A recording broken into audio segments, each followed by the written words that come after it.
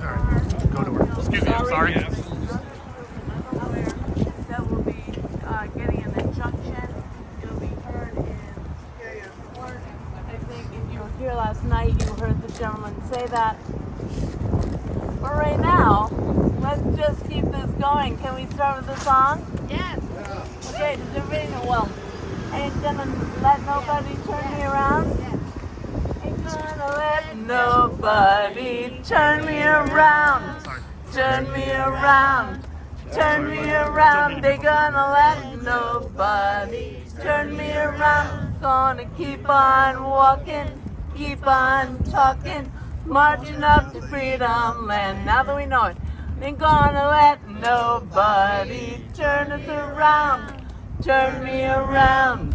Turn me around, ain't gonna let nobody turn me around. Gonna keep on walking, keep on talking, marching up to freedom land. And the freedom we want is dignity and housing for everyone in Rhode Island. So we have some people here that I would love to have speak. Diamond, I see you. Come on, Diamond. And I saw Reverend Donnie Anderson.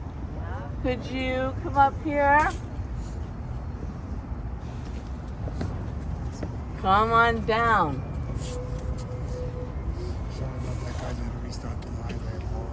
So we want to make sure the impacted people's voices are heard. Sorry, I didn't even introduce myself. My name is Pamela. I'm from the Rhode Island Poor People's Campaign. And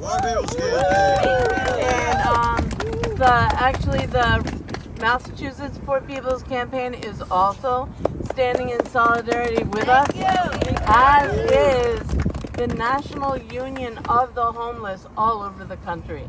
So I just want you to know that there is a lot of support because everybody in every state is dealing with this. That's right. So we're not going to let anyone turn this around. Okay, I figured it out, I think. I'm scared. I know you should be because I don't know what you're I'm gonna not good do. at this. I know, I'm sorry. No. Hello? We're going to try. Can everybody hear me? Yeah. I just want to tell everybody good morning. Thank you for being here. Morning, Diamond. For those of you who don't know who I am, my name is Diamond. I'm an advocate. I'm an outreach worker. I'm part of the Poor People's Campaign. I'm also on the Matheson Street team. I first want to acknowledge you guys for coming out here to stand with us before with this situation here. This is a human crisis right now. This is a genocide right now. People deserve housing. You promised us housing last year. We did this last year. People died. People are going to die this year. All we want is a little compassion. Please, give us these beds. You're saying they're here. Everybody here knows what I'm going to say next that works with us. How did these beds magically open? Yes. Did you bump other people off of the list for this? I'm thankful you started, but you left the women out here again. Do you know how traumatizing it is for a woman to be homeless, to not be able to take a shower? To have to be degraded by people. And you're just asking for some sympathy. It's cold. I need a bed.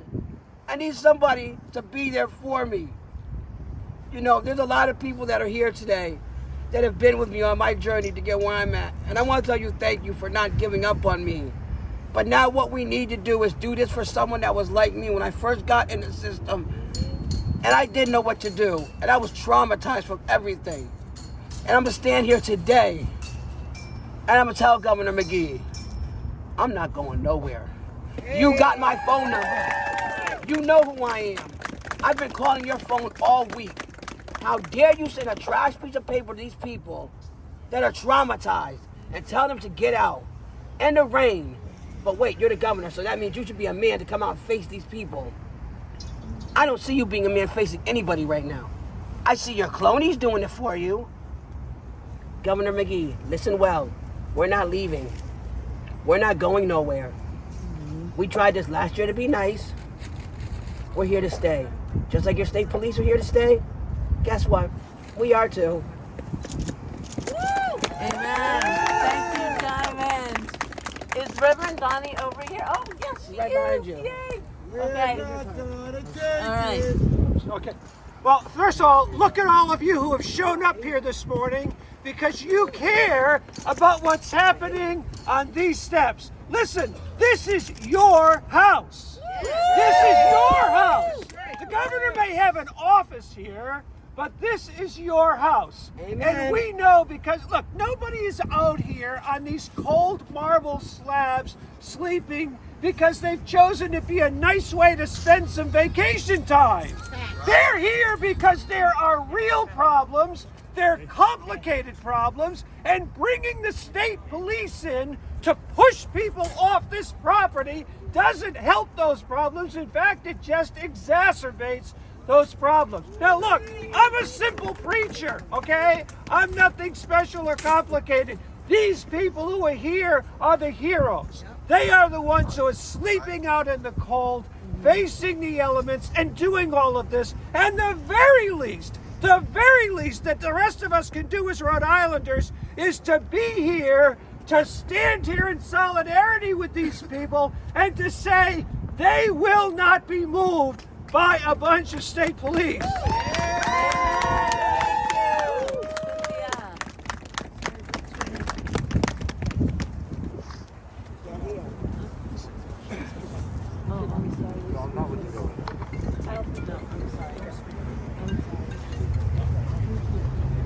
Hi everyone, my name is Cynthia Mendys, former state senator, lifetime activist, and friend of many of the people that we love and are defending right now that are sleeping outside. And there's some really important things that we need to know about our friends that are here. And the cruelty that has been given to them, that has been bestowed on them from the people in power, i.e. Dan McKee. Many of the people that are here right now have jobs. There's a woman here that works and has to travel all the way to Massachusetts for work. There's another man who lives here who has a job at a restaurant. They cannot go into shelters because shelters close, and we are making them, let me make this clear, not we. Dan McKee is making them choose between employment and shelter. That is cruelty. That is a crime against humanity. And in my faith religion, that's called sin. Name it. Name it. Dan McKee has had an opportunity to help the people who are literally sleeping and suffering on his doorstep, and he has turned the other way. There is a couple of very easy measures that he could have done. What he could have done was continue to keep the FEMA hotel voucher program going. It was simply just checking yes on a box. He let that expire because he doesn't care. We had, in my district in Pawtucket, we have Memorial Hospital, which last year we fought like hell, so they created a space for families to have shelter. They let that close down right now.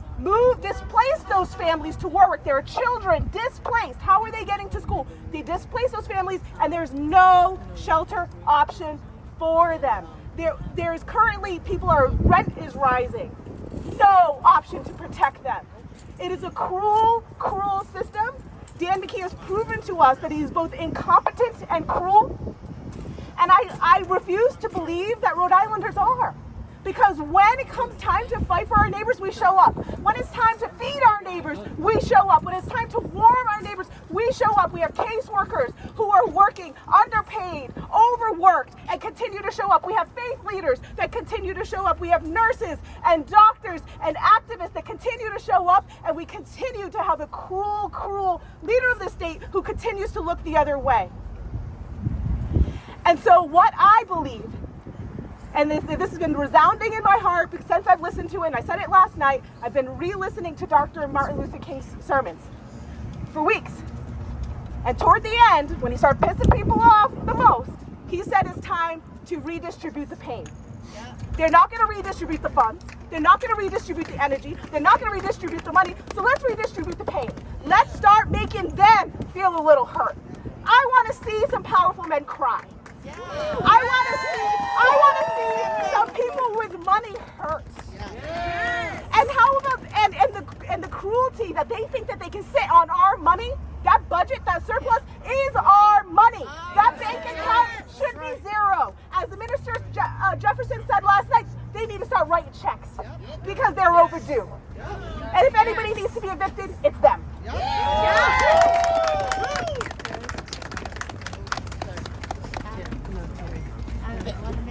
No, I'm good. Hello? Hello? Can you hear me? Is this on? Yeah. You can hear me? Okay, I'm here. I'm here to say my name is Terry. I represent DARE. And I'm here to say where's the love and the compassion? I'm here to say where's the love and the compassion? Out here. That's right. Instead of harassment. You have homeless folks, unsheltered folks, and this... Hello? Wrong way. You have homeless and unsheltered folks who are suffering right now. And this does not look like a governor that cares. You have folks literally waiting outside until housing becomes available, and that's not right. Why are they waiting outside when there's buildings around? There's also the hotel program that could come back. Yes. Why are you against the hotel program? Why are you against housing unsheltered folks? There are no porta potties around the city that say, hey, I know you're going through a tough time. I'm doing the best I can, but I care. There is no caring. You have a governor whose staff came out in the pouring rain to issue soup and sandwiches. Sandwiches to get soggy instead of inviting folks who are unsheltered here and living at our house some warmth and a table and some compassion. So now I'm here to say that the governor does not care. We've tried this. We've tried to go in and speak with the governor to no available. The governor doesn't believe that any encampments exist. He doesn't believe it. Take a walk. Josh Saul was invited to take a walk and did not show up. Shame. Nor return that phone call. Shame. If you want to see what's going on in your city, get out there in it and take a look. Unsheltered folks are not hard to find. Let's get back to love and compassion, the season of giving, not the season of taking. And and shelter for the, and homes for the unsheltered. Shelter beds should not only be once a year. Let's house folks until housing comes available. Other than that, it doesn't make any sense. Winter beds, and then you're out and you're forced to live out there. You have new drug use, increased 911 calls. I'm going to say exasperated emergency room personnel. Let's get it together because it's costing taxpayers money as well. Everyone should be here. Housing is a human right and it affects all of us. So don't think just because you have money that this crisis is not affecting you. Yes. Thank you. Which way does it go? Okay, it's this way. It's this way. I just wanted to add to what Terry just said, because we know that everyone in this country that is working a job is $400 away from a disaster. If you become disabled, if you have an accident, if you lose your job, if your landlord is able to give their apartment to a child or a family member, they will evict you. And these are not small things, but I mean, all of us are $400 away from being on the streets. And this is the problem. The governor does not seem to understand. And apparently people in the rest of the country do not understand. But we know that we have 140 million poor and low wealth people that are living paycheck to paycheck and are very close to disaster. It is time for us all to stand up. Thank you so much for being here, Reverend Dwayne. I'm sure you have a word for us. You good? Good morning. Good morning. Please look around at yourselves. This will not be won by one or two mass assemblies of individuals. This will be won by a growing network of organizations. How many of you here, this is not a test, how many of you here are in a student organization, a labor union, a church, or some association of public good like an environmental group? So you raise your hands. Okay, now look around again. Now we've got to link these organizations. This is real. This isn't going to be won with a poof. If it was, the poof would have already happened. This is only going to be won by going deep, getting organized, and learning each other's names and staying together. Right now, take just a moment. We'll just take a moment. Turn to somebody you don't know. Introduce yourself right now, please.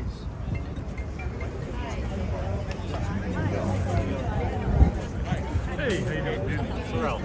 Yeah, it's here.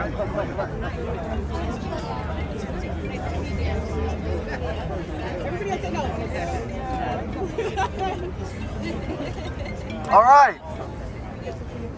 Now, some of you play music. Got any musicians here? Come on, raise your hand. Come on, somebody. All right. Some of you write poetry. I'm not being stupid here. Some of you write poetry. Some of you have something to say. Some of you make some pretty good dishes that some hungry people would like to have. Some of you have some extra clothes. Let's get it together and form organizations and get this thing done. Because we can survive if we have to. But every day will be a test for these people. So I'm going to ask that those of you that work the web. We got to get a Facebook page up. We got to get something up. We got to get a central network so we can call. I don't think they're going to evict them this morning. Do you? No. But what happens tonight in the middle of the night? Right. We don't know. And what happens in a couple days from now? One more thing. So we meet in an organizing committee. I think we're going to have to call a much larger meeting of allies to really get this thing firing on all cylinders. I mean, it's Christmas coming. And there's a story of a homeless couple with a woman in labor who doesn't have a house. So I don't care what your beliefs are, but anybody that's ever put an icicle on a Christmas tree, oh, that's too old of a reference. Anybody who ever has done a Santa Claus in your yard, oh, that's stupid. Anybody, you know what I'm talking about. These are our stories, not their stories. Let's take them back. This needs to be a public nativity. It's not about this religion, that religion. It's about a story of homeless people getting some hospitality. That's right. So let's do it. Let's do it. We at churches attempted to provide porta-johns. They were refused. Wow. We asked for extra trash bins. No comment. Wow. So let's get this thing done ourselves. If we have to do it, then let's do it.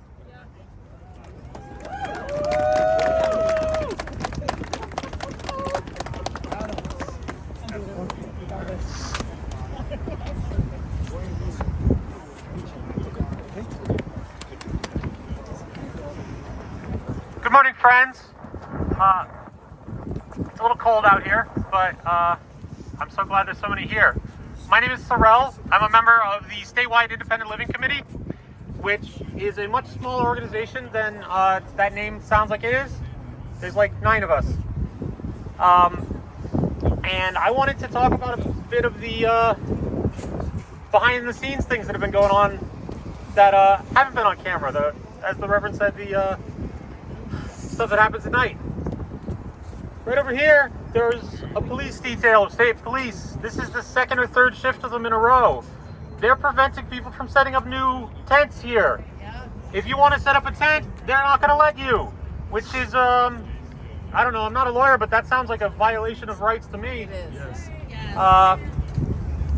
If you look around, there's a bunch of tents that are torn down because they're suggesting that people don't spend the night here. Again, violation of rights.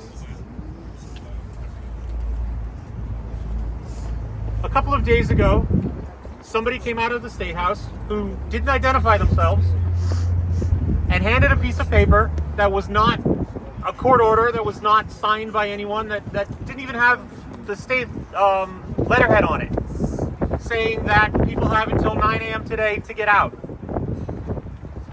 Police witnessed this getting given out and didn't do anything to stop it. Nobody cares. That's the problem. We care. We care. That's why we're here. And other people need to care too, or this is just going to keep getting worse until there are bodies out here. People freezing to death. Like, yeah, it's cold today, but it was colder last night. It's going to be colder tonight. It's going to snow soon. It's going to freeze. What are people going to do? Where are they going to go? There's hundreds of people on the wait list for the shelter beds. Right. Unless somebody broke the law and pushed people to the top. Yeah. Yes. And if that happened, I wonder who authorized it.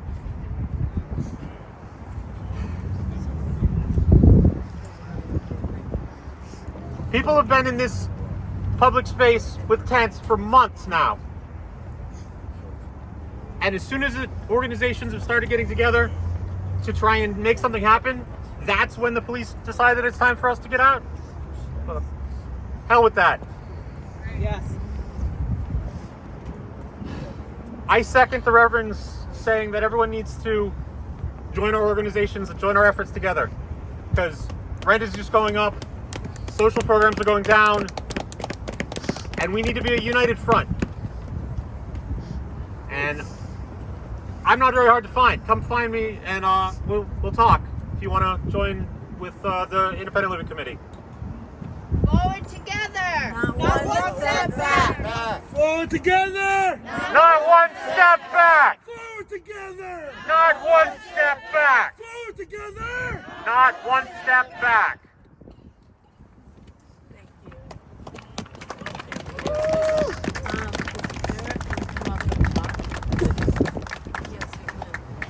How you guys doing this morning? My name is Adam. Nice to meet all of you guys. It's a bad term, but you know, this morning I heard a lot of stories on people that are out here, and with working with Mathewson Street Church for a little over 6 months now. Yeah. I've been cooking breakfast for the homeless and helping out with that. And you know what? The stories I hear from them are remarkable. Like stuff that you never even think you'd hear. And the guy behind that closed doors that still has yet to come out, and I don't think he's got the guts nor the courage to come out, Definitely. is still behind closed doors, but yet gives a paper with coffee, donuts, and sandwiches and tells people to get out. That makes no sense. None. Not right at all. This morning, I woke up to go take a sip of my water. There was ice in it. Yeah. How would he feel if that was him, as a human body? Yes. That's not right. Not right to any person or persons to be standing there or sleeping outside. I've been homeless now for a little over a year. And it's ridiculous. Like the population should all, there's no I in team. We all should work together as multiple and say screw him. Let's do it together and make something happen. Thank you guys very much for coming out. Yeah, there you go, Merry Christmas. How's everybody doing tonight? Thank you all for coming out. I just want to say thank you. But I also want to say this. I've been homeless for about 10 years. I just started getting into housing in the last 8 months. It doesn't happen overnight. Dan McKee thinks he can place these people and jump the waiting list that CES has going that has hundreds and hundreds and hundreds on it. Over 500 people are on that waiting list. Well over 500. The last I knew was 650 to be exact. This is a human rights crisis.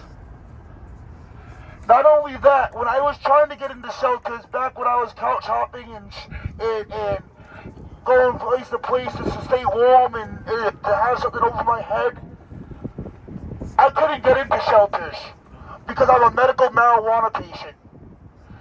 Oh, and my card is issued through the state of Rhode Island. Not from Massachusetts, not from California, not from Delaware or Washington. It is issued from the state of Rhode Island, right from the Department of Health. And I've been refused to get into shelters when I was trying to because of that. Not only that, there's people that have emotional support animals being refused access to shelters because they have a dog. Well, I'm sorry to say, Dan McKee, to all the shelters out there, an ESA is part of the fair housing rights. ESA is to be seen no different than a CNI dog. An ESA is for somebody that has PTSD, depression, anxiety, or any kind of mental health illness.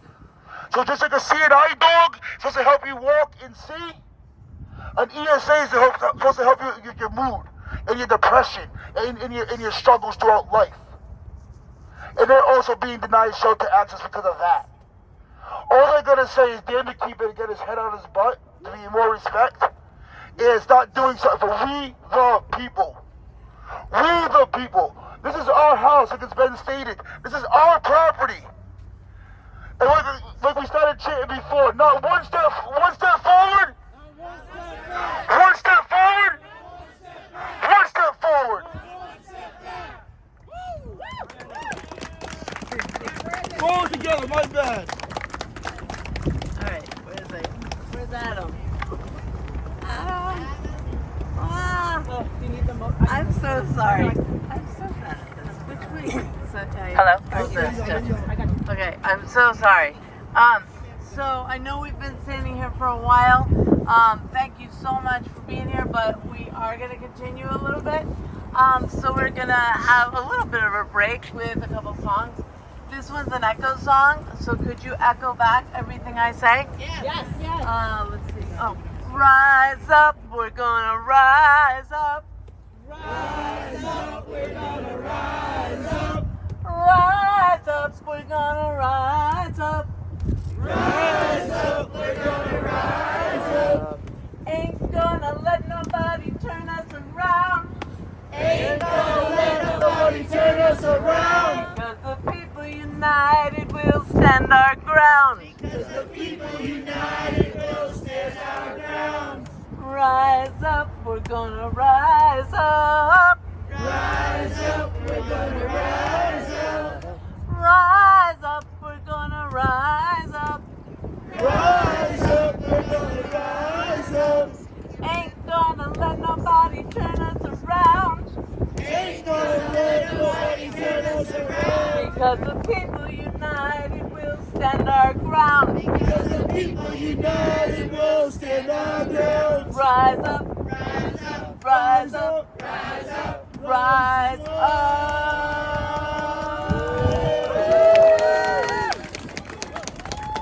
And Senator Cynthia Mendys has a song from last year for those of you who were here for Sleep Out Rhode Island.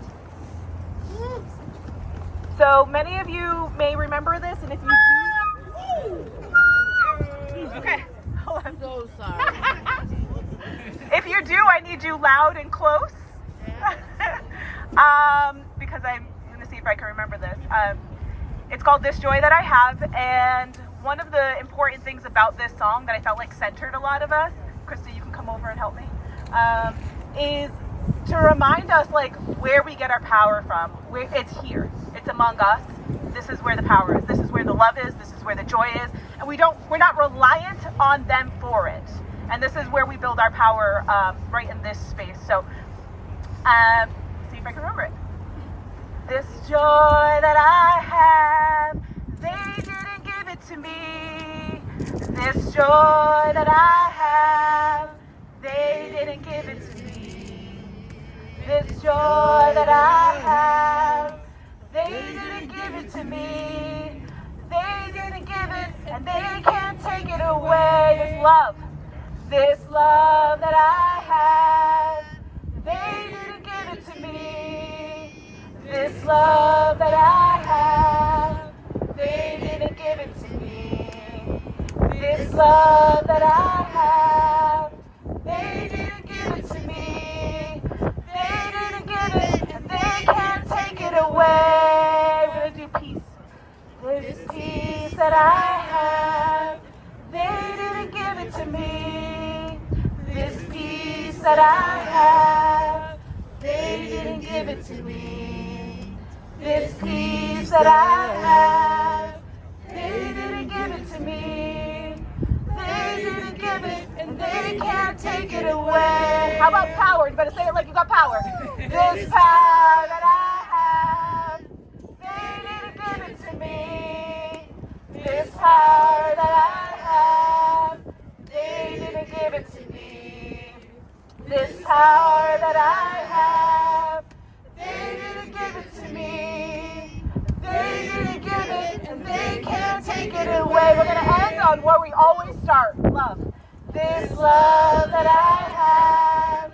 They didn't give it to me. This love that I have.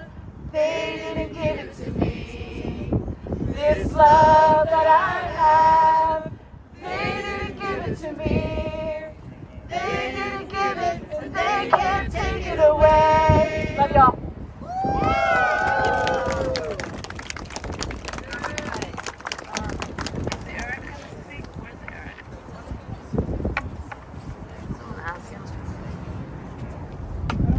Hey, the State House is open now. Oh, there he is. And it's Eric. wet. Eric. Nobody is brave enough to come out. Yeah. I kind of want to take that over there and yell at them.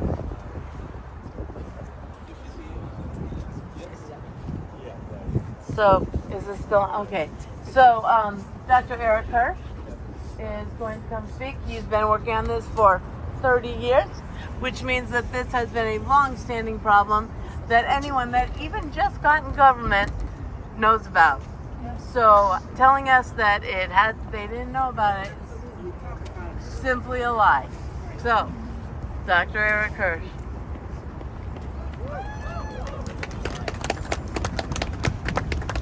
Thanks, Pam. Yeah, this is 30 years too long. Yes. You know, as a society, as a community, what's the minimum we should be giving people? Part of that is a roof over their heads. That's right. Yes. How do we have a society where we don't do that? All these people are homeless for one reason, and that is they can't afford the rent. You know, rents of $2,000 for a two-bedroom apartment. Most households in the state can't afford that. And then we do nothing about it,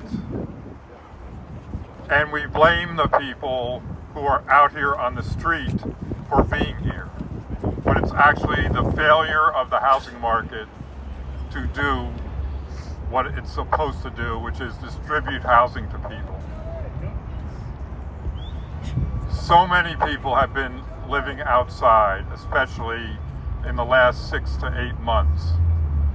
The current number is nearly 400 people staying outside, and right now it's 30 degrees, it's going down to 25 tonight. People definitely can die out there. I just don't understand it, how the governor can rationalize not acting and getting people inside. He said himself, by Thanksgiving, anyone who wanted a shelter bed could get one. I just got the number from last night. I'm the co-chair of the Homeless Management Information System Steering Committee, and I've been chair since 2003. There are 3 open shelter beds, because maybe some people have left those beds. where is the governor going to put people if he evicts them in an hour? There's no place to put them. We need him to reopen hotel beds. Yes. We had at one point like 500 people in hotels. Yes, it costs a lot of money. There's over $30 million that's devoted to dealing with homelessness. Right now, he could spend that money, put everyone who needs a roof over their head, a hotel room. There's no other solution, partly because he didn't do the other things we asked him to do, like set up pallet shelters, rapidly deployable shelters, like the one we had set up here several weeks ago. They wouldn't do that, and now we're left with hotel beds. I don't think he gets that he can't keep pretending that he has beds for people, because we're going to call him on it every time. They don't. That's false. They don't have beds for people. So stop saying it. And get your ass in gear and provide hotel rooms for people.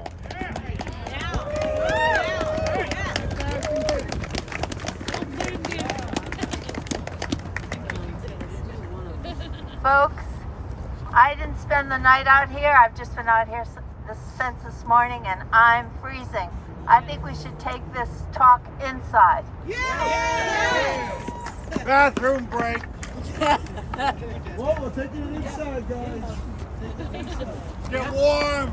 Have a little conversation. We come back.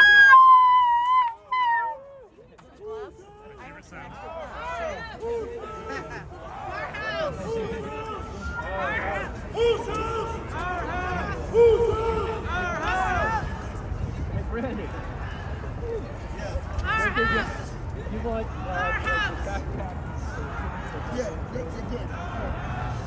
Whose house? Hey. Whose house? Whose house?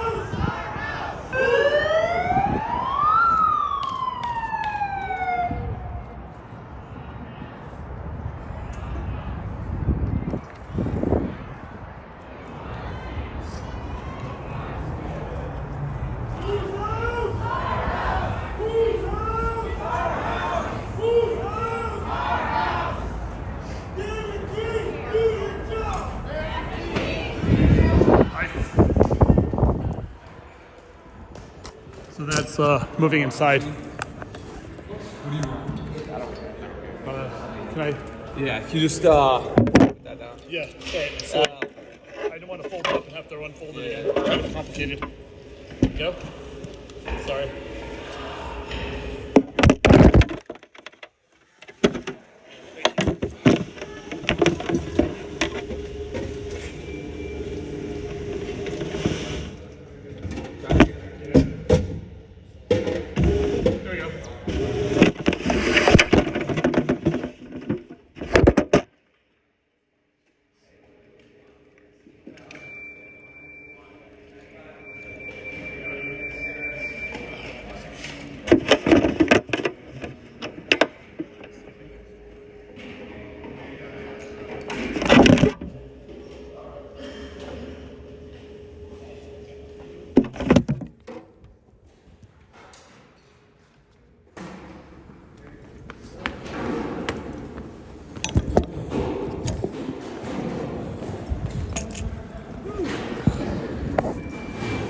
This is better.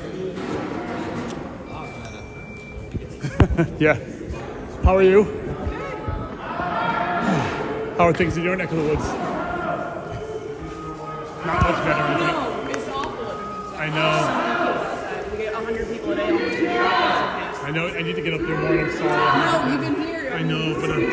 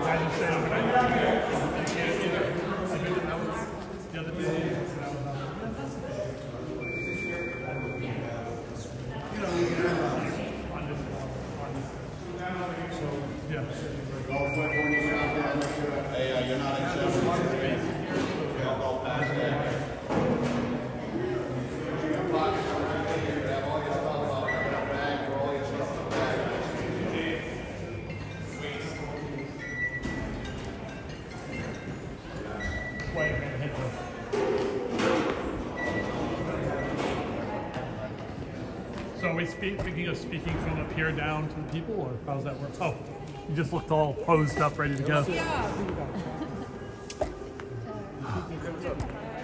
Committee meeting right here. Fine. Sounds good to me. I don't think we can have them here all the time.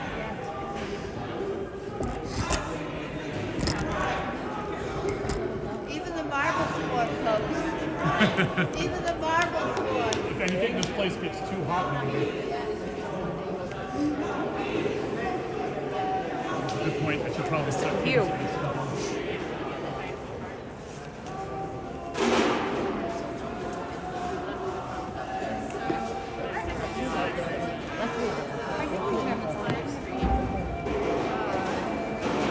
We're at the Rhode Island State House, the encampment that has sprung up in front of the State House with some folks having been here since summer. They are.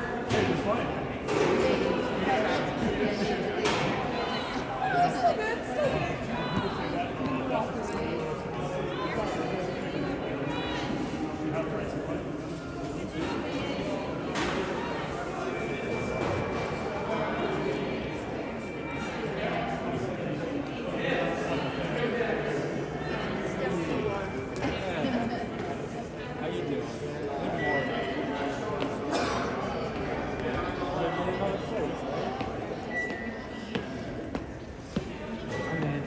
I'm Krista. Nice to meet you.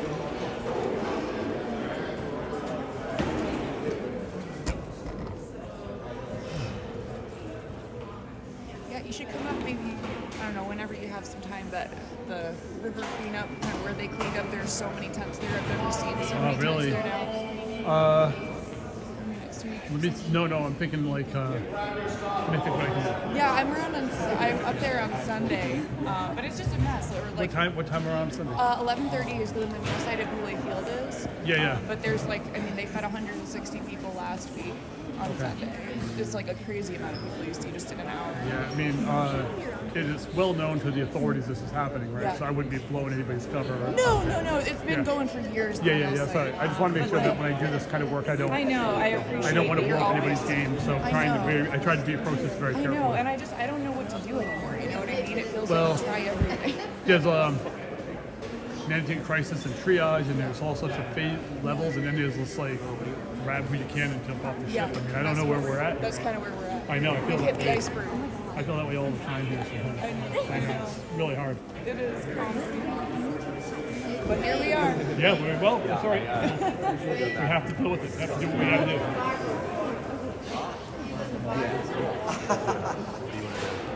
I'm literally doing How are you?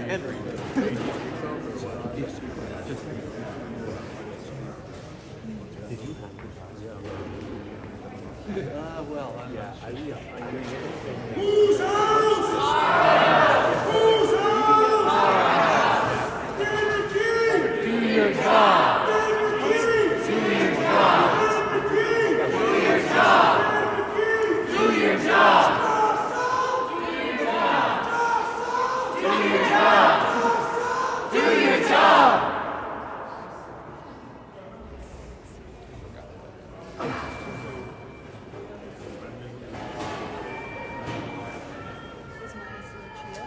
Yes, definitely.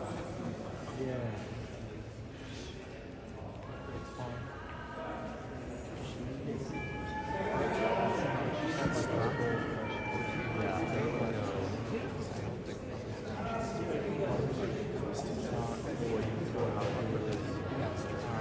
Taking her to the doctor and stuff.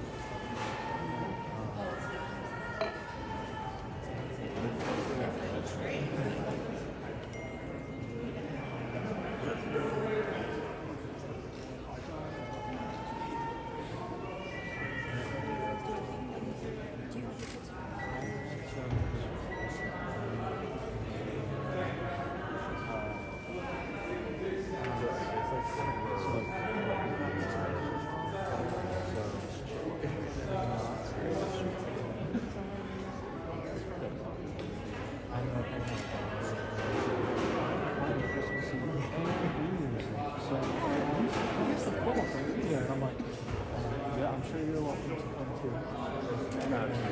John's house was I don't know if you used to, but I heard that's on Christmas Eve.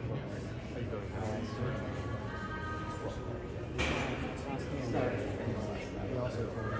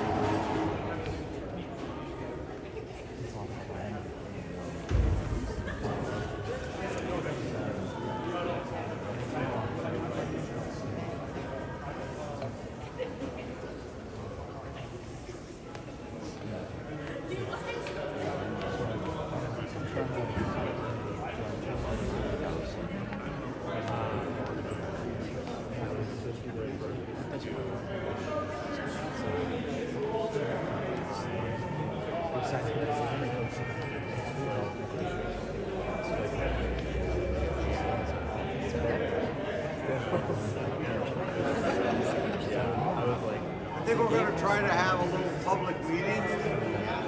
So if anybody wants to use the restroom, might do it now. Ladies' room that side, men's room that side. First floor. Down. Ladies' room down. I'm thinking like an old man now. Maybe no, that's not me. Sorry. What plan if they do start evicting the wall? Oh, we'll go out. Yeah. We don't have to go through a metal detector. I would think so.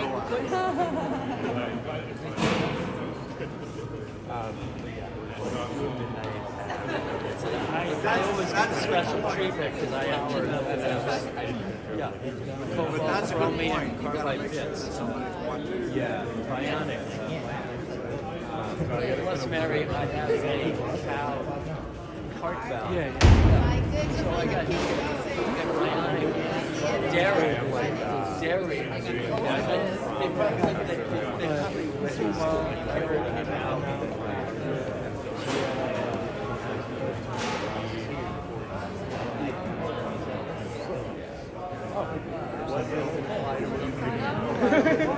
Right. Yeah. With it does happen.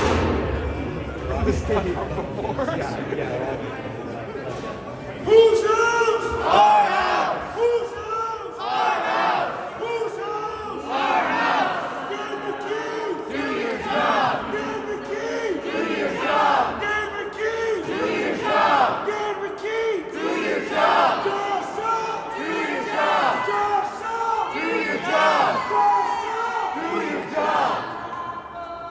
I want you all right now. Get your cell phones going and call Josh Young and let him know how you feel. 914-960-4192. Again, that's 914-960-4192. And let Josh Young know how you feel. I do not condone any threats or no responsibility for any of that either. Call Josh Young now. 914-960-4192. 960.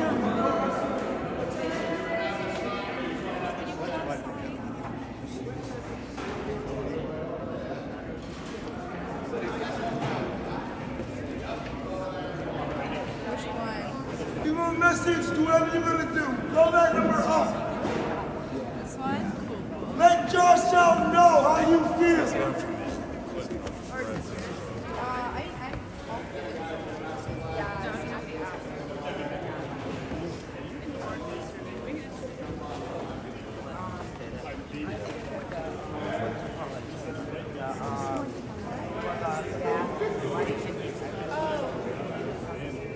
Yeah, I don't know. I know there's out of this. So he is,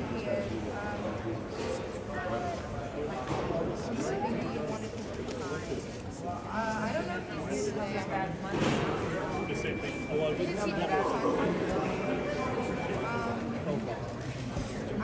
When I get down there, because I think we're going to be probably going that way towards me. I'm going to get my camera over there.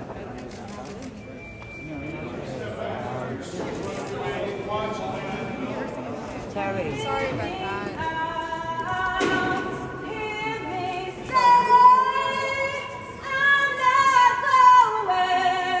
Going to your grave, hear me out, hear me say, we're not going anywhere. You won't bury us now. You won't bury us now. You won't bury us now. No, you won't bury us now. Hear us out, hear us say, we're not going, leaving from this place. Hear me out, hear me roar. I'm not leaving till we're home. Hear us out, hear us say, we're not going anywhere. Hear us out, hear us say, we're not going anywhere. You won't bury us now. No, you won't bury us now. Sing that with me. You won't bury us now. No, you won't bury us now. You won't bury us now. No, you won't bury us now. You won't bury us now. No, you won't bury us now. Hear me out, hear me say, we're not going anywhere.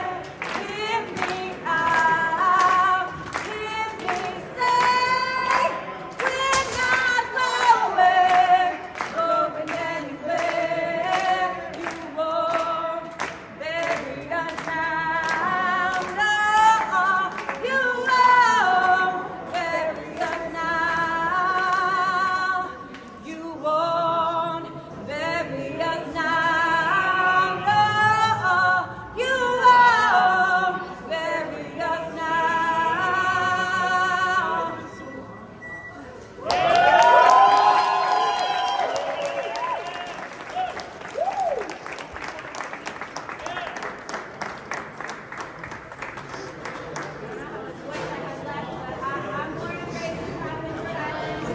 I'm a single mother of four and a singer from this state. I myself have experienced my own displacement this past year. There is no housing. There's no housing for people who are suffering from addiction. There's no housing for people who are on the street. There's no housing for a single mom with 4 children. So it's across the board. We need housing. We need places to stay.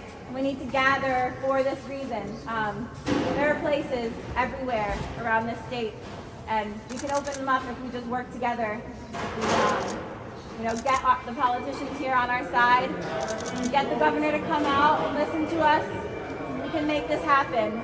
It's a hard, cold winter ahead, and people deserve to be inside and warm. It's a basic human right to just have shelter, and everyone deserves that. The people cannot be forced to leave here without them being given some place to go. And the shelters are doing what they can, but they're over capacity.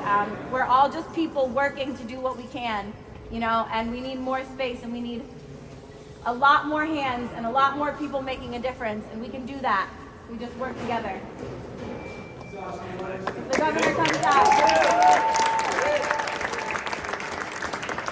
Housing is a human right. Housing is a human right. Housing is a human right. Housing is a human right. Housing is a human right. Housing is a human right. Housing is a human right. Housing is a human right. Hey, everyone, I just want to add that the only option should not be jail, the hospital, or the grave. Housing is a human right. No justice. No peace. No justice. No peace. No justice. No peace. No justice. No peace. Need to put them in hotels instead of putting them off, throwing them off the ground. He needs to put them in hotels and find a place for them instead of putting them in jail or evicting them from the sidewalk. And because he said he was going to give hotels. He said he was going to give on TV, army and stuff like that. But the army needs to be inspected for fires and stuff before you put them in. But in the meantime, he shouldn't throw them off the street. He should put them in hotels today. That's right. Because I can't take this anymore. Can we crowd in a little bit and make room for a few more people? Just sit up on the top step, try to make a little room so we can actually have a meeting. We're going to have a little meeting here before we do anything else. It's Christmas. We still got people coming in, so let's just crowd in a little bit so we can all be together. Don't go away. Just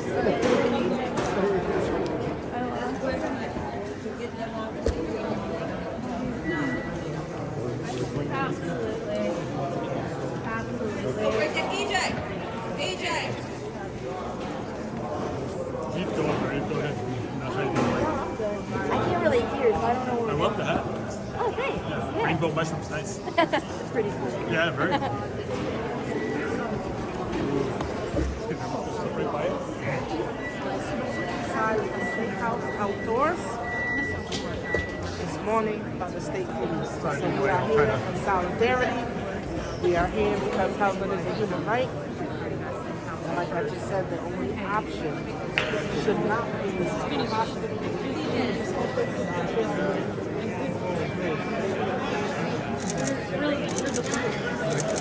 It's about our constant rushing, you know?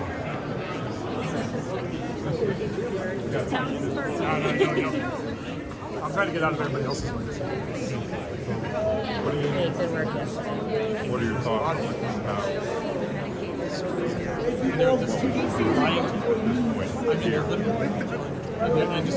This is a sit-in.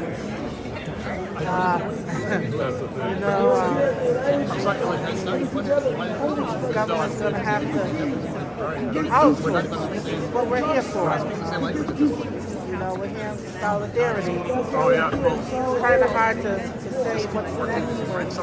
You have folks out there freezing their fingers off. So just like many more deaths happening. Same as you've got great people like you know, and it's very cool. Everybody get one. Everyone. Yeah, that's right.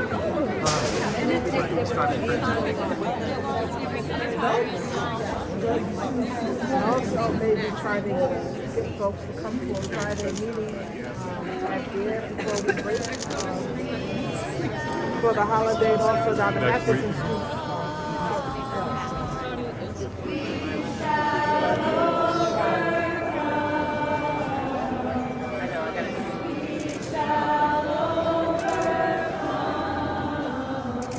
Ain't gonna be nobody out there in the tents, the tables there, they're being here.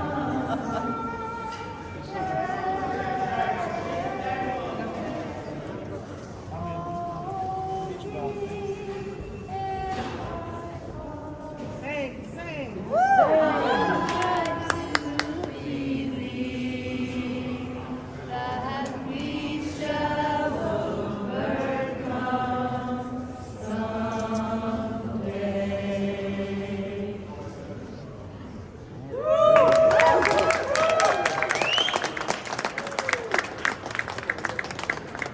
I kind of propose that we have a little meeting and maybe a little more speak out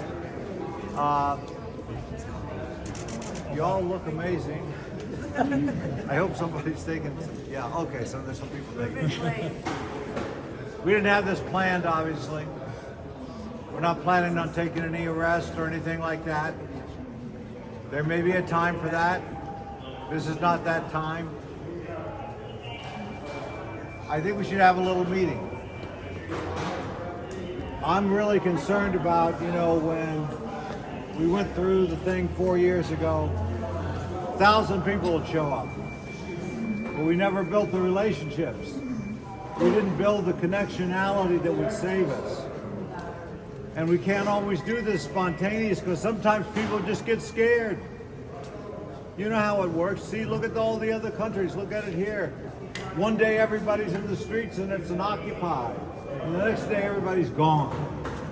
So we have to build those trust and organizations and sort things out and make mistakes and correct each other and make mistakes and try again and keep, right?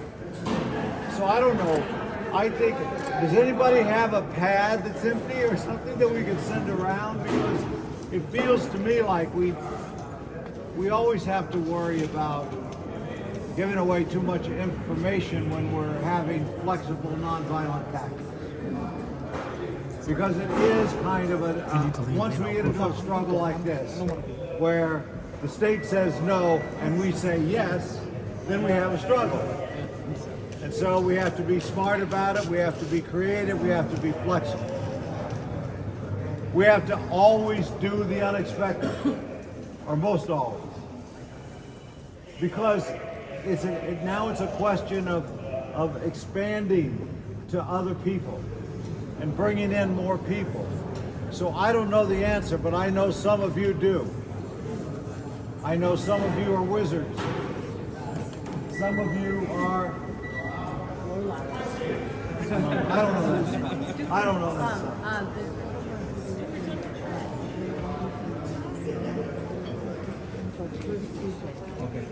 All right, so let's do this. We got a list going around. Make sure nobody steals the list.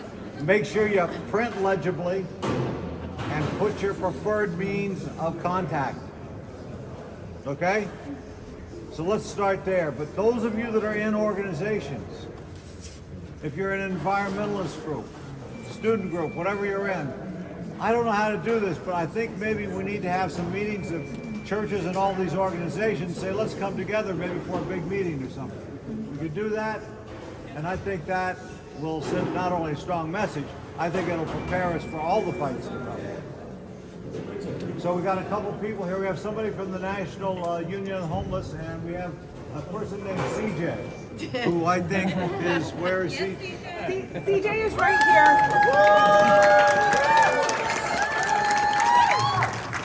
CJ is going to speak. CJ is one of my friends.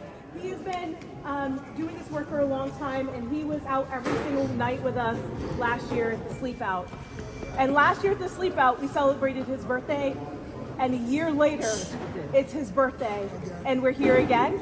So I actually want today is happy birthday. Happy birthday. So we're gonna sing CJ happy birthday. I'll give you a cake and everything. Yeah. We're gonna go. Okay. Please. And Bobby is our friend, and he's was someone that's here, and he was just talking about he works at a restaurant, and he's going to make sure you get a cake. But but I want to sing CJ a happy birthday because there's a familial feeling here. There's family here. Even though we don't know each other and we don't know each other's names, we're here. That's true solidarity. And so I just want to acknowledge that and sing CJ happy birthday. So we're going to do that. Ready? Happy birthday to you. Happy birthday to you. Happy birthday, dear CJ. Happy birthday to you.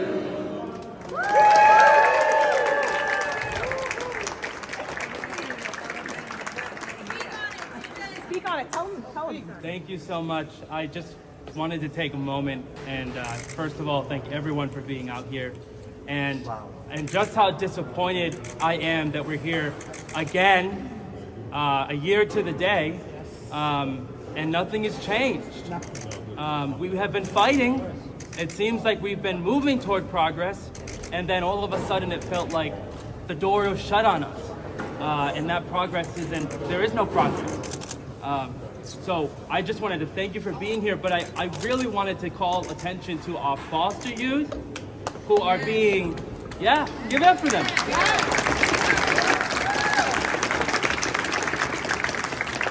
Our foster youth who are literally aging out into homelessness. It's state-sanctioned homelessness. Yes. Right. Yes. And can we expect anything less?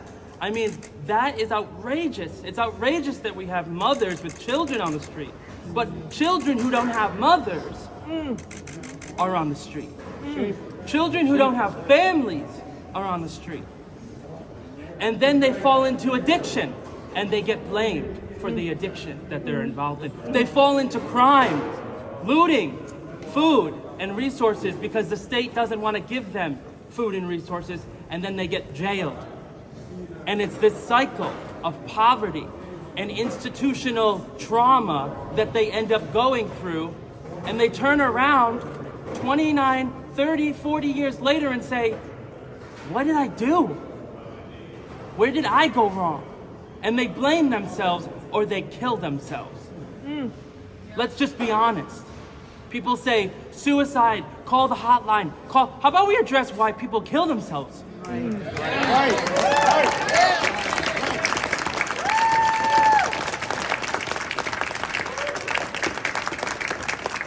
It's very real.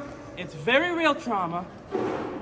So I wanted to call attention to that and remind you guys that we're all in this together, but there are some young people who are not able to be here. They don't probably have no way to get here. They don't know this is happening. So keep them in your hearts. They're not just foster youth. They're LGBT youth whose families have said, get out. They're pregnant youth. So we have young people out there who really, really, really, really need us. And I was one of them. And so, thank you.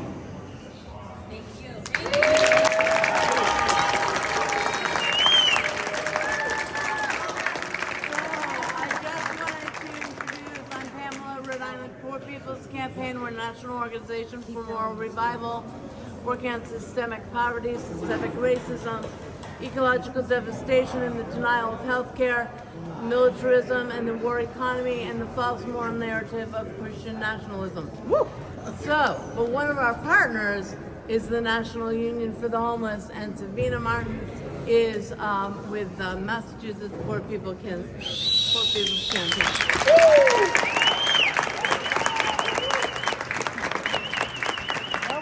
And happy birthday to CJ. And we're approaching another revolutionary's birthday on December 25th. Absolutely. Jesus was a revolutionary. And under his tutelage were 12 disciples. And what happened in the end, because they were working across lines of division to organize and mobilize, he got hung, right? But I represent the National Union of the Homeless. We came in existence during the mid-'80s. When President Reagan cut the housing stock 81%. And we are organizing on the ground because we can speak for ourselves. Yes, we can. Thank you. In the mid-'80s, I was coming out of homelessness as a veteran, and I met up with the most prolific organizers across this country. We reconstituted the National Union of the Homeless in 2019 at the Congress of the National Poor People's Campaign in Washington, D.C. But I want to tell you today that we should be fed up. Yes. Yes. But we should be fired up. Yes. Because we're not going to take it anymore. We're not.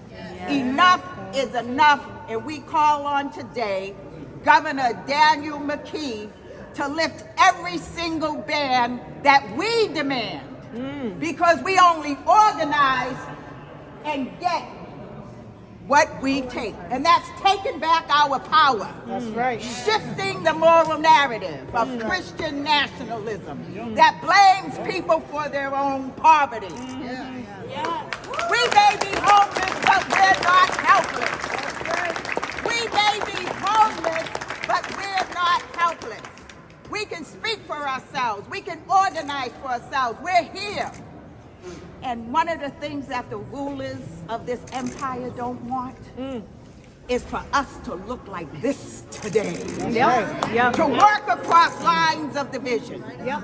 Moral leaders, faith leaders, the impacted that are suffering in the street in the richest nation in the world. Come on. Nobody today should be allowed to sleep in the subway stations, in the bus stations, in tents, on the streets. That's right. While some have a winter home and some have no home at all. Come on. Even Governor McKee, let me tell you something. This rally must go on through the winter, through the spring, through the summer, and through the fall. Because we've been homeless through the winter, through the spring, through the summer, and through the fall. But one of the most important things we must remember today before we leave here, as my brother said, we're going to get our names and numbers and contact information, because we must build a massive mobilizing vehicle to demand our fundamental basic rights as humans living in this country. We have to not only create a new society, we must create the new human being. We are fighting against chemical warfare in Boston, Massachusetts. Mayor Wu, shame on you for having a state-created condition of massive addiction with no services. That's right, talk about But let me tell you something. This is happening in Salinas, California with our national union. This is happening in Philadelphia. It's happening in LA. It's happening in Roxbury, Massachusetts. It's happening in Rhode Island. Guess what? Let me tell you something. And I need you all to research. Because we have to be trained, disciplined, and organized. Because they're trained, disciplined, and organized, and they're coming for us. But that's a good thing. That's a good thing. It is time. And please, let's not let this die down. Let's keep it up. We have some of our organizers from Massachusetts. Raise your hand that are here today.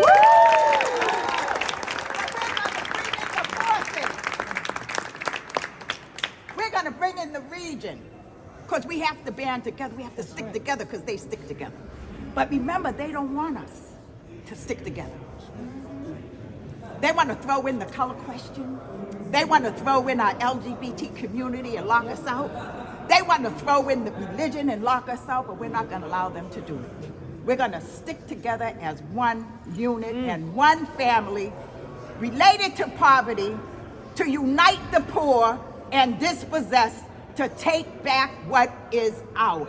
It belongs to us. Because why? Before I end, we are at the rich man's house.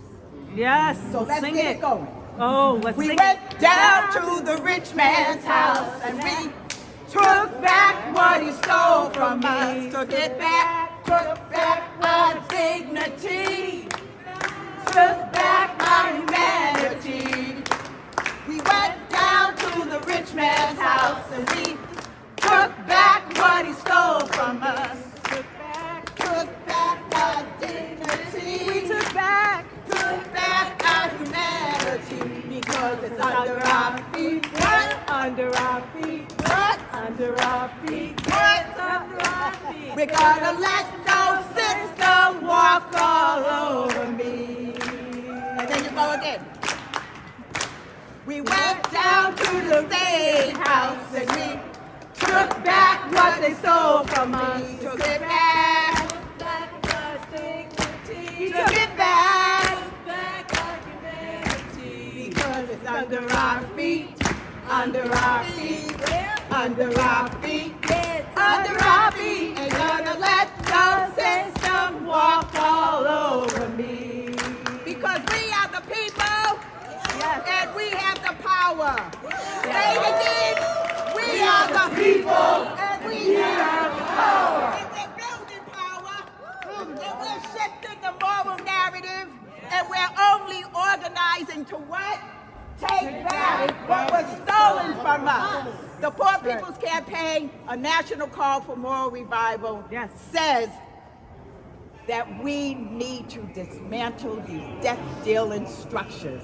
So right. let's remember, educate, mobilize, and organize.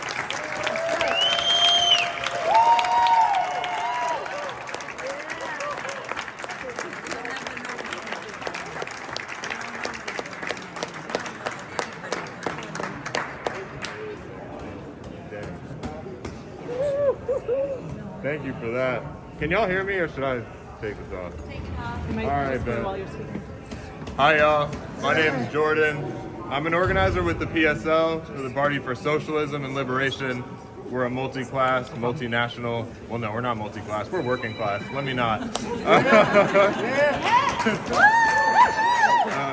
We're a multinational, multi-generational, working class party. And yeah, so dang, where would I even start? I'm just gonna get to the basics. Do you think there's money to pay for this? Yep. Yes. All right. So like, there's COVID funds. The Superman building, someone bought that for $30 million in like 2008.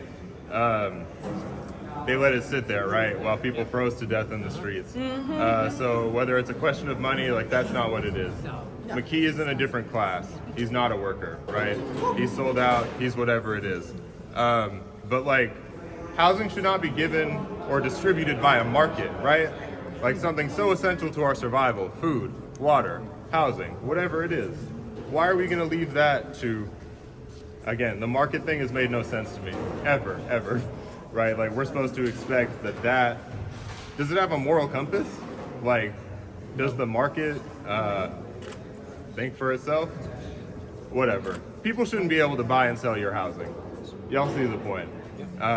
So for McKee, his whole thing, and I don't want to talk for too long, McKee's basically saying if you can't afford $1,700 or $1,800 one bedroom, then you don't deserve to live.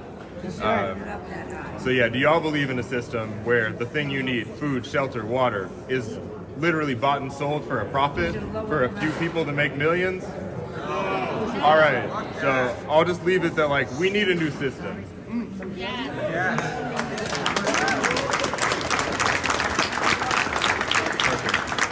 Thank y'all. I'm Jordan.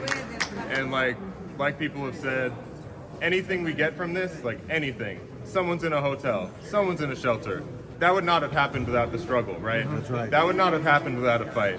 We get nothing that we don't fight for. And we lose a lot more than we stand to gain if we do nothing. So yeah, keep struggling. Thank you all for being here.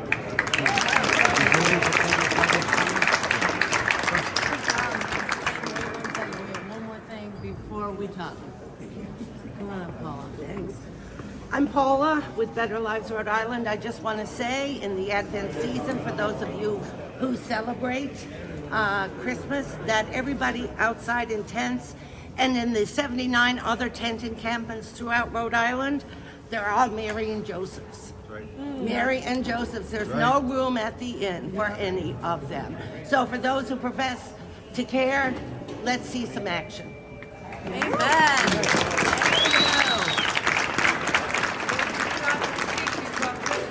Okay, friends, we have a proposal. We'll have to vote on it.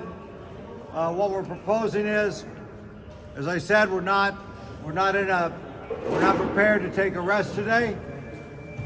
We're meeting with attorneys and so forth, but we're not there yet because we don't do stuff blind if we can help it. Okay?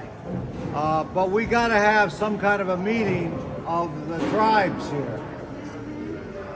Frederick Douglass, you know who Frederick Douglass was? He's a great African-American labor leader because he led slaves, and that's labor. He's a great African-American philosopher and understander. And he said that without struggle, there is no progress. You may have heard that. Without struggle, there is no progress. But the second thing he said was without struggle, the amount of oppression you'll get is the exact amount you'll take until you resist. I put it in my own words. I can't remember the exact words. That's what he was saying. If you want to understand how much weight, how much oppression, how much pain, how much suffering your people will bear, it is the exact amount until there's effective resistance. We got to have a meeting. We got to connect this. So we just off the side, we have a building in downtown Providence at 4 o'clock on Sunday. There's not much parking on the streets. Unhoused folks got to be in some of these shelters, by the way, by 5 o'clock. But could we have a mass meeting of every organization you're in that you can get to it, or individuals? This is hard to do, a mass meeting of a lot of people. We have to really respect each other. But can we do a mass meeting? We've got a hall that'll hold about 200 people or so. Could we do a mass meeting 4 o'clock downtown Providence on Sunday? Absolutely. Yes. At Mathewson Street Church, yes. Mathewson Street Church, 4 o'clock Sunday. 134 Mathewson Street. 134 Mathewson Street. Now, do we have an organization? I want to say something about the Poor People's Campaign. The Poor People's Campaign, led by a guy named Reverend Barber. How many of you have heard, seen, or know something about the Poor People's Campaign? The Poor People's Campaign is a pretty open organization, but it's also a disciplined organization. So for all of you here, I'm just going to recommend that you consider joining the Poor People's Campaign. Look it up online, because it's a central thing that's not only going to be a connectional point in Rhode Island, but it's also got a network across the nation, right? Which, how precious is that? It does approach things from the standpoint of poor people, though. So be prepared for that. And it is open to agnostics, atheists, Christians, Jews, everybody else. Pay attention to that, but it does have a spiritual base. So we want to invite you to the Poor People's Campaign as a coalition. Check that out. That's not a quid pro quo for this meeting. This is a mass coming together of unhoused people and their allies wherever they may be.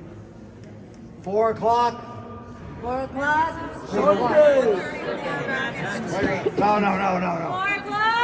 4 o'clock? 4 o'clock? Sunday. 134 Mathewson Street. Is there a central connecting number in an organization? So what are you talking about? I'm talking about a phone number. I'm talking about a Facebook. Is there a Facebook up for the Poor People? So yes, Rhode Island Poor People's Campaign does have a Facebook. All right, let's use that as our central connecting point at least until Sunday. All right? And if you're interested in learning more about what the Poor People's Campaign is doing, we do have a third reconstruction in the House in Washington that we're trying to get through. poorpeoplescampaign.org. All right, let's have a final song. Do we have a final song? All right.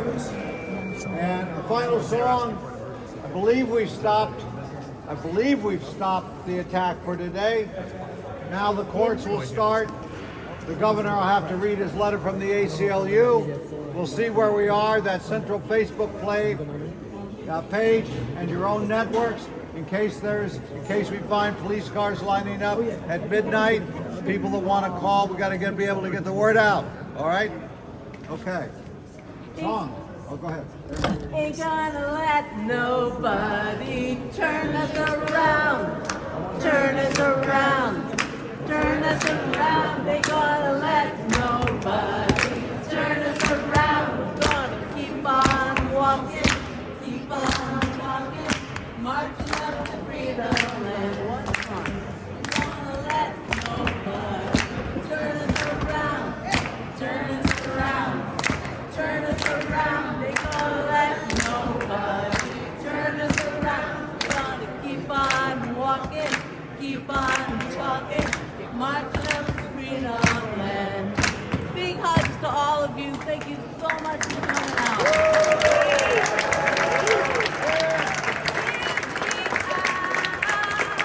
Hear us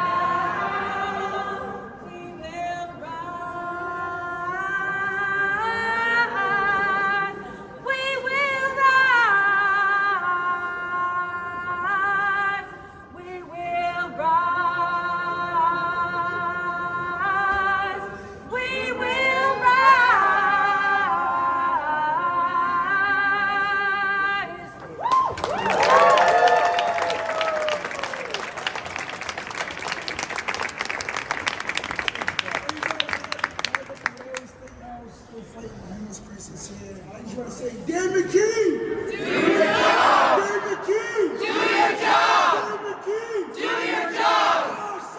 Do your job! Do your job! Do your job! Dan McKee! Do your job! No justice! No peace! No justice! No peace! No justice! No peace!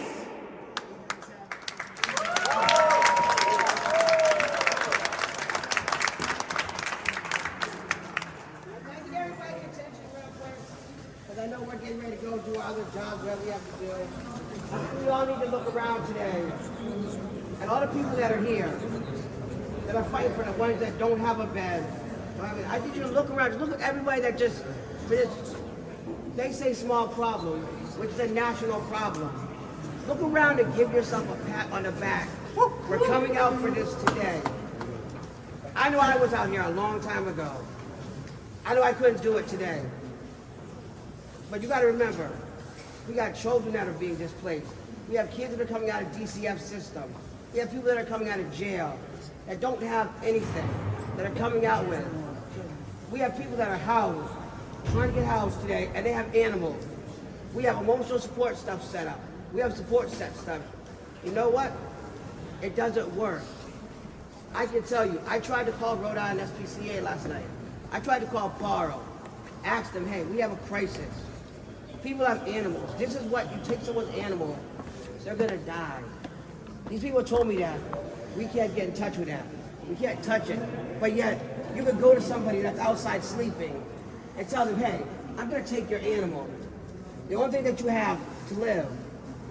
If there's one thing I can tell you guys today, and you know, it touched me when someone said it to me.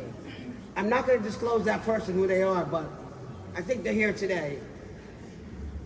You know, we have no beds for women. Come on. First off, women need housing too. That's right. I had a girl that was around. She asked me, what do I do? For the first time in my entire life of me being homeless or me being housed, I couldn't give her an answer. All I could say to her was, I'm scared for you. Just please, don't act up. I was here last night again. I asked them if they want me to stay out here. Yes, I am housed. But I still feel the fear everybody else of. I'm one paycheck away from losing my apartment. And I'm on Social Security. There are no housing. There isn't. There's people that I've worked with for years that are here that can attest to this. You're saying there's beds, there's not. You jumped over hoops and boundaries and bumped people that really needed to, just like these ones, to get a bed. But what about the ladies' beds? What if we have Crossroads? We have, what, the Rescue Mission. That's 2 shelters here that we have right now for women in this Rhode Island. Where do you want me to put them? Personally, where are we going to put them? I got some places I can put them now. I can put them on your front lawn, since this is not visible to you. This is visible right now. We are making national news. For those that don't know, Boston Globe, places like that are on it. It's made Google. Be proud today of what you're accomplishing, because there's people out here that can't speak because of their fear of what's going to happen to them if they do say, I'm homeless. But this one said I can't do it because this shelter kicked me out and this shelter kicked me out. We have that out here right now. What would you like me to do with them? I need you to tell me the answer. Because we've given you the solutions for this. Come on. You blatantly want to avoid us.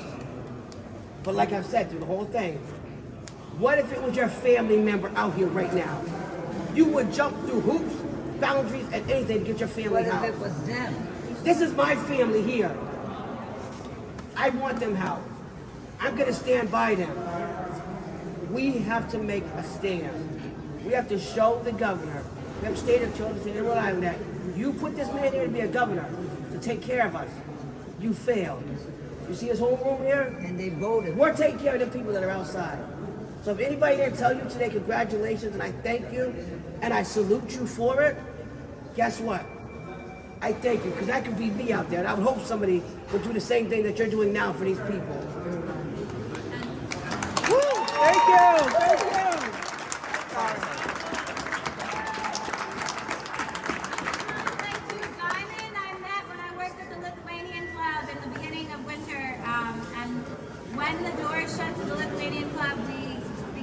lose people at a very rapid pace. As a local artist here, I perform at venues where, you know, we're having a good time, and some of the encampments are 5 minutes up the street and people are dying in the woods, you know, right down the street from where we're celebrating life. People are just dying. And after my friend Tara here says a few words, who also worked at the Lithuanian Club and does a tremendous amount of work all the time, I'd like to have a moment of silence for some of the people that we've lost. And if anyone knows names of people that have been lost, shout them out once we get there so we can just have a moment of silence for them. I just want to touch upon what other people already touched upon. Our foster care children, they're being released to the street. Our people in jail are being released to the street. And the elephant in the room, like, we have people that are choosing harm reduction as their pathway of recovery, and the governor doesn't want to house those people. Those are the most vulnerable. Talk There's about 100 of them. They're out here, and it's because they're using. They deserve to use. If they're at home, they're going to use.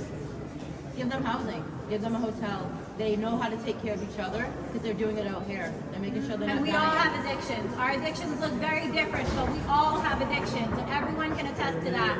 We all have something going on that we're trying to escape, and we're all trying to feed ourselves with something, and this is just all they're doing. This is the only food they've known. So if they're struggling with using, we just need to give them a place to do it and figure it out in peace, just like we have, you know? Yeah. And the only last part I want to say is last year, although in the list club, we probably had a really bad reputation. But we were there 90 days, 99 days actually, and not one person died. That's what I kept on reminding ourselves. That's what we're here for. We're here to make sure nobody freezes. People brought each other back to life when we were in that pop-up shelter. We didn't have any help from the state, and people were bringing each other back to life on a regular basis because they knew how to take care of one another. We ate, we sat down as a family almost every single night, fed each other, and people went into that space afraid of people. And I, as a single mother with children, went in there every day having people tell me, you can't go in there, you shouldn't go in there. My own father, who slept in the streets most of my life and dealt with his own issues of addiction, was like, don't go there, don't be around those people. But there was no danger to us, you know. We went there and we just treated people like people, and some of them are gone now. One of them, Jose Moab is what they called him, and he was only 23, and he was a bright soul, a bright individual, and he couldn't go back home because every time he went home, his mom kicked him out, or he had some familial issue or something. Not that I'm trying to, you know, speak on his family situation, but you know how it is. We all have our struggles within our own family. And he passed away, you know, from an overdose. And then we had another person, Matthew, who I was very close with. He went to school for journalism. He was actually a journalist. And when I was facing my own displacement, I brought journals and writing utensils and art supplies and music. And he actually began journaling and writing poetry every day, even during his addiction and during his lows and highs. He was, you know, heading back to the place where he had gone to school and, you know, was trying to foster that within himself just because he had a space to do it, just because he had a warm place to be. He might have been using, but he was journaling and writing poetry every day. I think that's a miracle, you know, and we have the power to give that to people with just a little bit of space. We just need space for people to heal. Space for people to heal. The last time I seen Matthew, actually, I dropped some stuff at the encampment. I said, Matthew, what are you doing today? He said, I'm going to get an ice cream cone. I said, really? I gave him the money for the ice cream cone. Took a couple hours off his time. That was the last time I seen him. Breaks my heart that I'm never going to see him again. He was a bright light in this world. The other part that I wanted to touch upon a little bit is the armory. He said he's opening it, right? 360 beds. Who's staffing it? Nobody applied. So, hi guys, I'm Alexandria Gonzalez. I'm someone who was formerly homeless on and off for years. A lot of you know me. There's a couple different things I want to talk about. It doesn't matter whether you're an addict, you're not an addict. We all deserve housing. That's the point. We all deserve to have a roof over our head, to feel safe. Besides that, though, there are way too many women and children. I have a single mom with 5 kids at Motel 6 that FCCP took this girl's Section 8 voucher, did not take her to her 5 o'clock appointment to look at her apartment, and then called the state on her. right? So that we were able to work with the state, they did not take her. Right, but we run a small organization, guys. It's all led by formerly homeless and homeless. Tomorrow night, anybody that's homeless, if you want to come to the advisory committee, it's 423 Whedon Street, Pawtucket, 6:30. There'll be food, you'll get a gift card for coming. Please come and share your story. It's really important. At the end of the day, we can have PhDs, MSWs, it doesn't matter. If you've never actually gone through the system, you can't teach somebody how to get out of there, right? And at the end of the day, that's the deaf leading the blind. And I'm sorry, in regards to Caitlin Fumi's comments yesterday on Steve Alquez, she couldn't imagine what it would feel like. Well, how about we reverse the roles? Everybody here that's an executive director, I don't make $1 to do what I do, but anybody that does, why don't we take your paycheck away and reverse the role and see how long you last outside? Because I can guarantee you, you'll be doing everything that everybody else does to try to survive. Yep. Right? So, now, if everybody leaving the DOC, everybody on the street and everybody anywhere has to go through CES. Is that 3 access points to entry or 1? One. We should be able to go to day centers. We should be able to go to anywhere and say, hey, can I get on this list? Can you see in front of you how many open beds there are?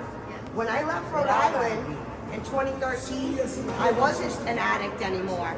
I wasn't all these things, but I still couldn't take a shower, right? And I give a lot of respect to House of Hope and the shower truck, but I personally don't want a shower where I used to get hot. You know, it's not a safe environment for me. It's a trigger. And I'm not saying, you know, it's better than nothing, right? If it wasn't for them, where would we shower? Now, everybody needs to realize that there's no real family shelters. A mother, a father, and their kids cannot go to a shelter. You can't get state assistance if there's a mother, a father, and kids in the home. So what's the objective? To break up the family. To then do what? Take the children, right? We know DCYF does not have anybody that works specifically for homelessness. So we all need to organize and come together as homeless, formerly homeless. We need to actually remove that name because we are people. We're mothers, we're fathers, we're sisters, we're brothers, right? Some of us are CDL drivers and union workers. So we need to stop saying we're going to end homelessness because guess what? My kid's father passed away. I was homeless. My mother went to jail. I was homeless as a kid, right? They are circumstances. So when we say we're going to end it, that's a false narrative and a fake reality. So if your house burns down or you have a medical crisis or somebody passes away, those are life things though. They're going to happen, but that doesn't make us like way down here, right? And so the stigma is, oh, well, they're an addict. Well, actually, the majority of the folks that I've been dealing with, they don't have mental illness anymore. They might have. They have drug addictions, but they're not using, and they can't get support. Remember, housing first means this: low barrier threshold, extremely mental illness, and extreme drug addiction. So, if that's really the case, why do we see everybody outside? Right? If that's really the truth. So housing first does not work. It's not house them and help them later. It's address the situation, whatever it is. This isn't rocket science, guys. How can we house people in 30 days with no CES, no HMIS, and no funds? Because we have compassion, caring, and we've been through it. So we know how to navigate and move and whatever it needs to be done. Guys, we need to come together. We really, really do. Please, 423 Whedon Street. It's not the biggest office, but we'll pack that sucker. I don't care. Right? Come together! We need to be there. You know, there will be legislators there, and there will be, Speaker Pat will be there. No service provider is allowed. It's a safe place for like, and I don't mean peers, okay? But I mean people that have never gone through the situation are not allowed in the building. Amen. Okay? That's how it is, that's how it goes. Every 2 weeks we have an advisory meeting. We give gift cards for Cumberland Farms, buy cigarettes, buy whatever food, whatever you need, I don't care. It's yours, right? And whatever you guys want to eat, we'll all decide on what we want to eat. We'll add you to the group chats. But we're not against anybody's service provider or anybody's, but we as a people have to do this. And until we actually break down what has already happened and rebuild, we're never gonna get there. We're never gonna get there. And we gotta stop spending money on certain things that aren't gonna work. And I'm sorry, and this is no disrespect again to House of Hope, but I myself don't wanna sleep in a tin can with the slab, with no running water, no shower, no nothing. I'd rather sleep in my tent. I'd rather sleep where I used to sleep at the water fire, where I could lock myself in under that little bar. So if anybody don't know about that spot, you can go lock yourself in under there, right? But let's improve them pallet shelters. Let's just add a little bit more stuff so that nobody can say nothing. And it's what it needs to do, right? Nobody can backlash. Nobody can say it's not worth it. It's worth it. We just gotta, we can go to Lowe's or Home Depot for $2,400, guys. We can get a 2-deck shed, man. This shit isn't rocket science. So let's come together. 423 Whedon Street tomorrow at 6:30. If you need a ride, I'll be here. Contact me. We'll get you there, whatever you need. All right? God bless you all.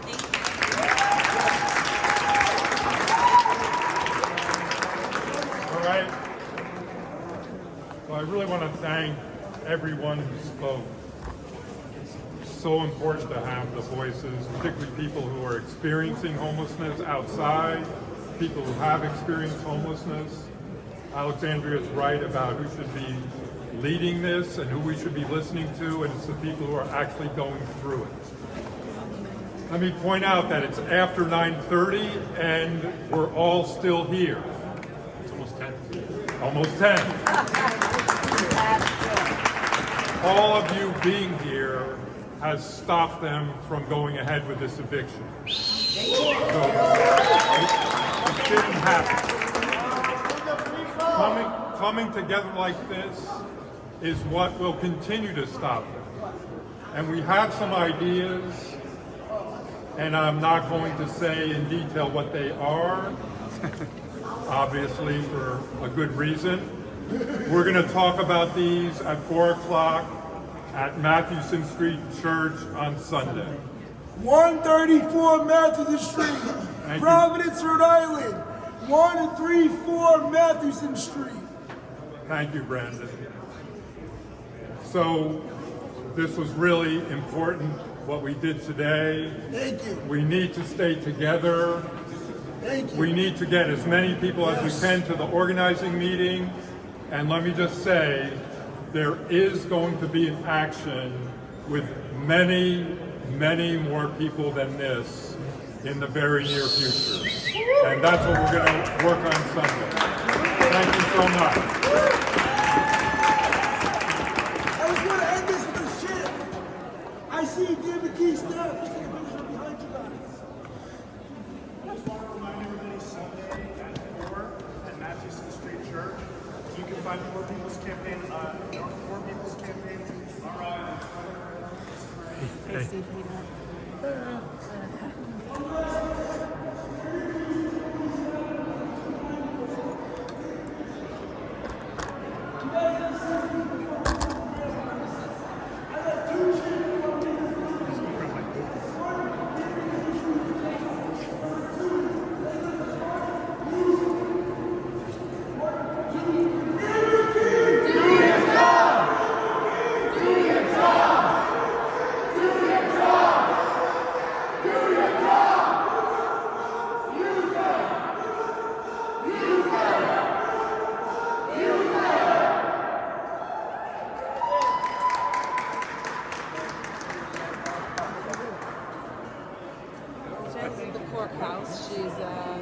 Watching the temporary restraining order. And how's it going, do you know? So she said the last update I had from her was Attorney, it was 12 minutes ago. Attorneys are in chambers now. She'll update when they come out. 6 lawyers for the state and 1 lawyer for Richard Corley. That is usually the way it goes. They hired Adler Pollack. Those guys are assholes. They are like literal monsters, not only on these issues, but like Adler Pollack does the Wyatt Detention Center. They also do a whole host of like evil shit for they're the ones trying to build the power plant in Barville. Adler Pollack and Sheehan is one of the worst. It's the big guns, it's the big firm. I'm saying this on tape, but Adler Pollack and Sheehan suck. Oh, whoops, sorry. No, I'm not gonna. Once it ends, I'll just cut it. But I'm just saying, realize I'm recording, but fuck you, Adler Pollack and Sheehan. So I'm waiting for an update from her, but Yeah, I'm waiting for something to happen too. Yeah.